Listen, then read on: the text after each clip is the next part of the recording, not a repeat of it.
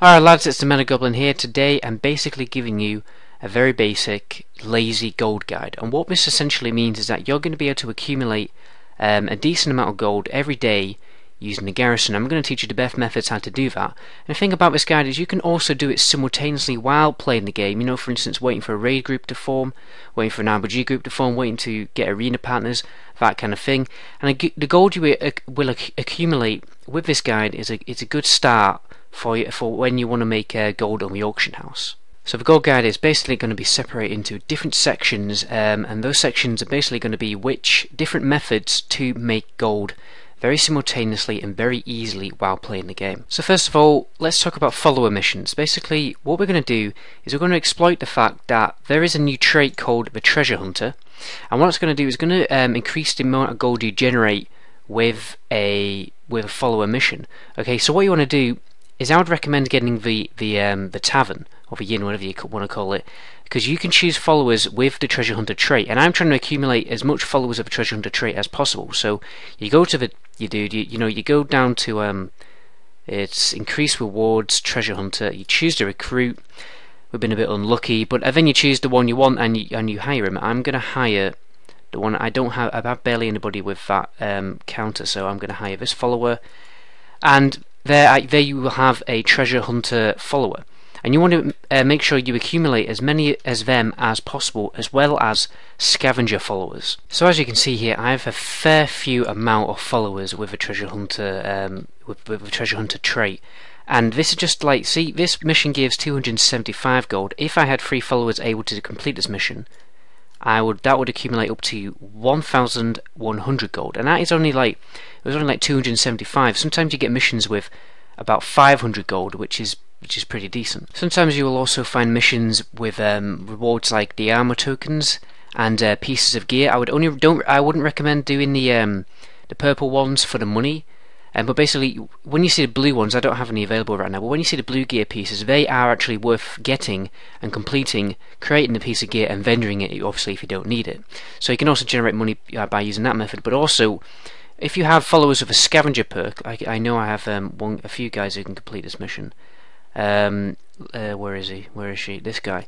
So this guy, you know, he's going to up the Garrison Resources amount a bit higher, and you can make money with Garrison Resources, as I will teach you in the following section. So there is a very simple way to get rid of your excess Garrison Resources and just basically turn it into gold.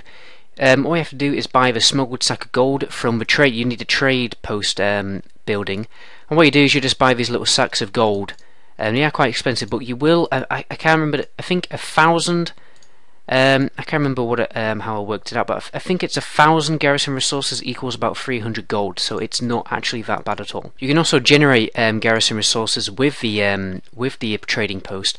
All you got to do is whenever you gather resources, just hoard them, and don't get rid of them, or don't vendor them or anything, and just simply hold on to it, so you have like quite a lot to spend on a trading post, and therefore turn into Garrison Resources like this. You can get a quite hefty amount. Just got 180 there, which is not bad at all. So yeah, with the herb garden, you want to be using the herb garden and the mine every single day to accumulate all those resources to spend them on the trading post, or you can vendor them, or you can put them on the auction house. Whichever method you think accumulates the most gold, you just go ahead and do that. The last way I can think of is basically the salvage yard. The salvage yard isn't bad. You can accumulate quite a bit of gold. I mean, obviously it's always a bit random, but when you sometimes you get weapons, and 200 weapons do vendor for quite a lot. I mean, that thing there is 23 gold.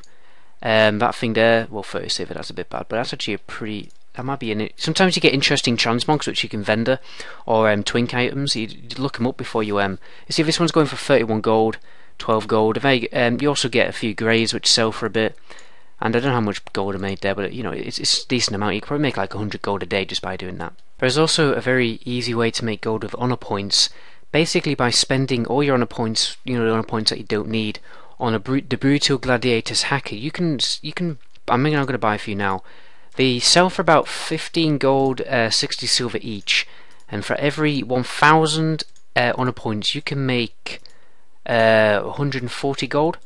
So 4,000 points, you know, you're going over 500 gold, which isn't bad at all. Just be mindful though, you cannot sell it for gold until 2 hours have elapsed, or is it 1 hour? No, it's 2 hours. So you just wait for the 2 hours, and then you can vendor them and make a decent amount of gold. Okay, so the last method is probably the method which is the easiest, and it's going to make you the most amount of gold. And it's basically you're I don't know if everybody knows this, but when you have 4,000 honor points at the end of a PvP season, and your conquest points basically get turned into your honor points. But if you have max honor points, those conquest points just turn into gold, and the rate is actually pretty good. Like last season I got about 13k for basically doing nothing. So my advice would be get conquest capped every week, even if you're not a PvPer, and at the end of the season you're going to get a decent amount of money. Like, I think if you did it properly, if you got a high cap as well, decent arena rating, you could get something up to 20k just by literally doing nothing other than just sitting there and waiting for the season to end. So that is definitely a way to get a lot of money. Alright lads, that's the end of the video. The last thing I could advise is very obviously the more characters you have at level 100, the more money you can make with the garrison. So say for instance you make I think on average you're making about 500 gold to 1k a day with one character. Imagine if you had 10 characters, that's like 10k a day. That in a week, that's 70k. So it has some really good potential, and really you're only spending about 10 minutes a day. If you had like 10 characters, you'd be spending about less than half an hour a day for an easy 10k. So anyway, that's the end of the video. My name is the Metagoblin, and until my next video,